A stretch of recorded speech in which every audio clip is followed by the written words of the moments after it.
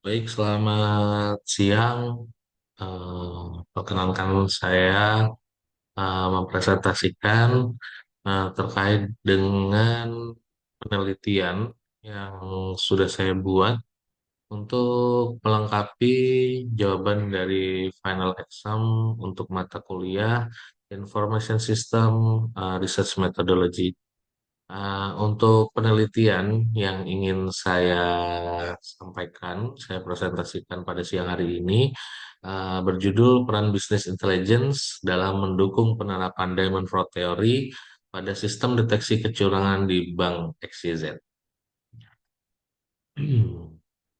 Untuk pembahasan dalam hal ini yang saya sampaikan mengenai latar belakang, rumusan masalah, tujuan penelitian, manfaat penelitian, landasan teori, metodologi penelitian, dan pengujian hipotesis. Untuk alur penelitian sendiri, yang pertama yang akan dibahas terkait dengan latar belakang, di mana latar belakang penelitian ini menjelaskan adanya risiko kecurangan finansial yang semakin meningkat terutama untuk sektor perbankan. Studi ini berfokus pada kecurangan di sektor perbankan di Indonesia, yang seringkali dipicu oleh kelemahan dalam pengendalian internal dan budaya organisasi yang kurang mendukung. Kecurangan yang terjadi tidak hanya merugikan secara finansial, tapi juga berdampak pada reputasi bank. Maka dari itu, eh, penelitian ini bertujuan untuk mengkaji bagaimana penerapan teknologi terbaru seperti kecerdasan buatan atau AI dapat meningkatkan sistem deteksi kecurangan khususnya di Bank EKZ. Untuk tahapan kedua pada penelitian ini mengenai rumusan masalah. Rumusan masalah dalam penelitian mencakup poin-poin sebagai berikut. Yang pertama, bagaimana AI dapat diintegrasikan dalam sistem deteksi kecurangan di Bank EKZ untuk meningkatkan efektivitas deteksi kecurangan. Yang kedua, apa tantangan yang dihadapi dalam implementasi AI untuk deteksi kecurangan? Lalu sejauh mana AI dapat mengidentifikasi pola-pola kecurangan yang lebih kompleks yang tidak terdeteksi oleh sistem yang sudah ada?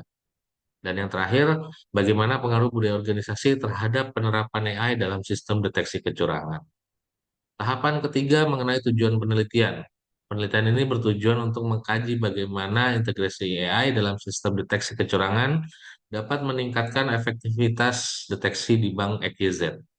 Lalu mengidentifikasi tantangan yang dihadapi dalam implementasi AI di bank. Dan yang terakhir meneliti bagaimana budaya organisasi dapat memoderasi efektivitas penerapan AI dalam sistem deteksi kecurangan di Bank EKZ. Kemudian manfaat penelitian dibagi menjadi tiga bagian. Yang pertama adalah akademis. Penelitian diharapkan dapat memperkaya literatur tentang penerapan AI dalam deteksi kecurangan di sektor perbankan Indonesia. Manfaat praktisnya memberikan rekomendasi kepada Bank EGZ dan institusi perbankan lain mengenai cara optimal dalam mendeteksi kecurangan menggunakan AI. Sosial manfaatnya penelitian ini diharapkan dapat meningkatkan kepercayaan publik terhadap integritas sistem keuangan dengan menyoroti pentingnya etika dalam budaya organisasi. Lalu tahapan selanjutnya mengenai penelitian terkait, di mana sebelumnya penelitian ini mengacu pada fraud diamond theory yang dikembangkan oleh Wolf dan Hermanson di tahun 2004. Lalu teori ini mengidentifikasi empat elemen utama kecurangan. Yang pertama adalah tekanan, yang kedua kesempatan, yang ketiga rasionalisasi, dan yang keempat adalah kapabilitas. Selain itu, penelitian ini mengintegrasikan BI atau Business Intelligence dan AI atau Artificial Intelligence untuk mendeteksi kecurangan secara lebih efektif. Di studi sebelumnya, seperti yang dilakukan oleh Albrecht dan Dormine di tahun 2015 dan 2012, itu menekankan pentingnya budaya etis dalam mencegah kecurangan. Kemudian untuk tahapan selanjutnya adalah tahapan penelitian, di mana tahapan penelitian ini mencakup yang pertama perencanaan, di mana pada tahap perencanaan ini terdapat identifikasi, melakukan identifikasi masalah utama dan tujuan penelitiannya. Lalu yang tahapan kedua adalah pengumpulan data, melibatkan kuesioner yang disebarkan kepada karyawan di beberapa divisi di Bank EGZ. Lalu yang ketiga, analisis data. Analisa data ini menggunakan teknik partial squares structural equation modeling atau PLSM untuk menguji hipotesis.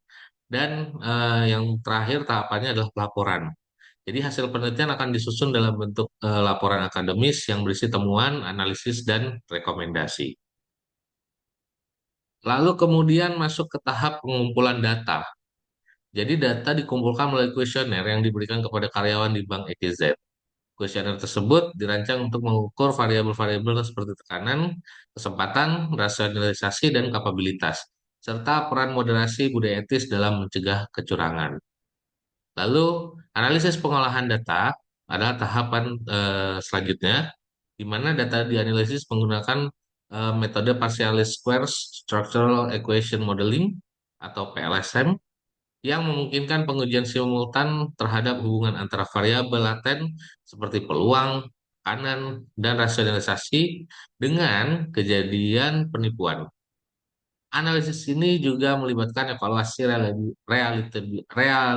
reliabilitas dan validitas konstruk untuk memastikan bahwa data yang diperoleh akurat dan dapat diandalkan. Nah, ini adalah model penelitian di mana ada opportunity, pressure, rationalization, capability. Itu bertujuan untuk occupational fraud-nya.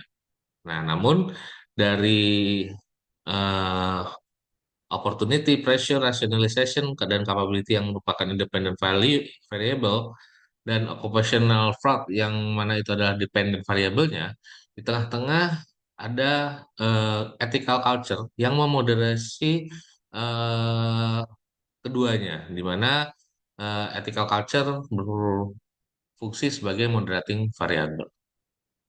Demikian yang bisa saya sampaikan terkait dengan penelitian yang saya ajukan untuk melengkapi final exam saya.